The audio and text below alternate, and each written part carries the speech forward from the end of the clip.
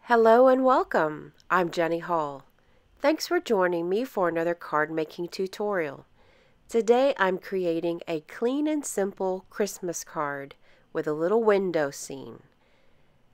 I'm going to use a layering square die to remove a portion of the card front, and then I'm going to move that square down directly below where I made the first die cut and make it into a rectangle.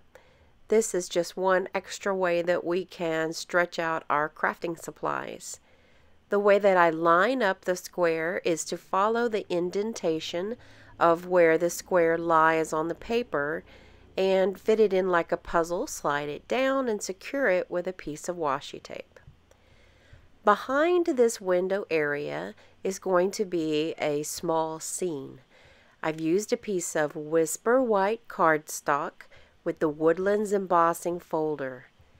I'm not going to color on the typical side, which would be the depressed side. Instead, I'm going to use the opposite side where the tree itself is pushed into the paper and the sky is lifted up.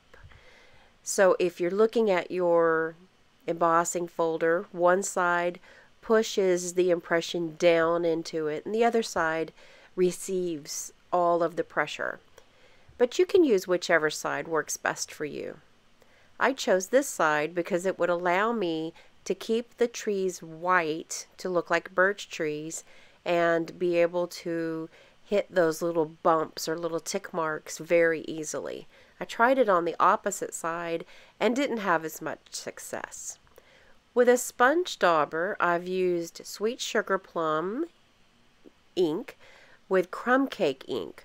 First, I added the Sweet Sugarplum to give like a rosy colored sky, and then the crumb cake is going to highlight all of those little lines on the tree, plus some of the background as well, just to tone it down and not be as much pink. I'd like to make a couple of die cuts from the Card Front Builder die set. One of them is going to be my favorite little deer, and the other is going to be a cluster of leaves. So instead of choosing cardstock, I thought it would look a bit more nice to use some of those little scrap pieces of paper that I cut away and have more of a hand-colored look. Sponge daubers can give a certain kind of look that's very unique. The little dies are perfect for this type of scrap. For my sentiment, I'm using a piece of Sweet Sugarplum that is cut just wide enough to span the window of the front of the card. I'm going to add Versamark ink pad, clear sticky ink, with some white embossing powder, and heat set that with my heat gun. So this will be one way to color coordinate the sentiment and not really have it be part of the window area, the little scene behind it. Instead, it'll sit and float above. Because there's so much of the area of the card that is going to need support because it's a full-sized card front, then I use some of the foam adhesive strips. Figuring out exactly where to place this window area is the part that I struggle with the most. So I held it to the back of the window and then put the window area in place once I find an area of the scene that I like. What I'm looking for and kind of fussing about is I want to have an area of pink background in just the right place so that I can put my die cuts down in the right places and kind of have them look right.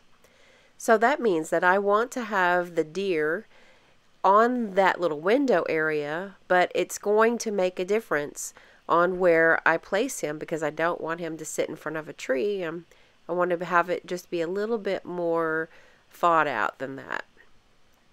So I'm using my paper piercing tool with a glue dot on the end to pick up those little pieces. They are little tiny die cut paper pieces, and I'm placing them down onto the window area with some liquid glue.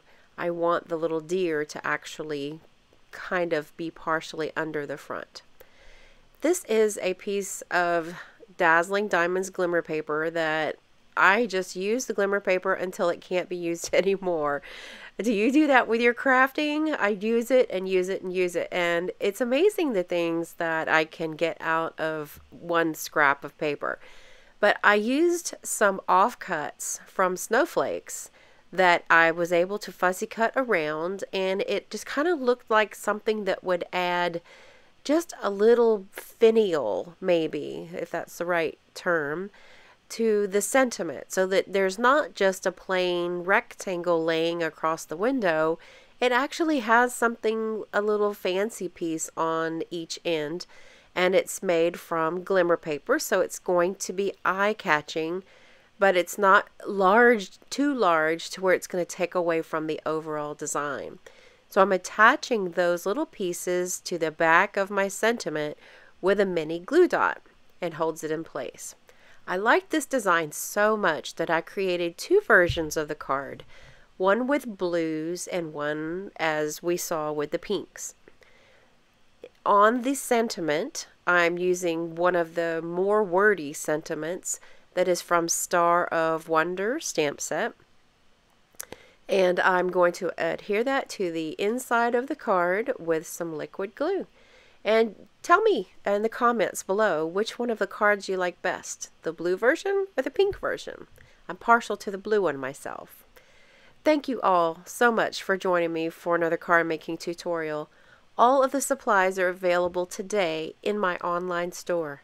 Thank you so much for choosing me as your online demonstrator.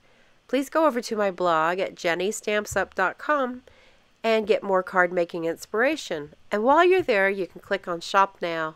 I really appreciate your support. Thanks again for joining me today. I'll see you in the next video. Thanks for watching the video. Have a good day!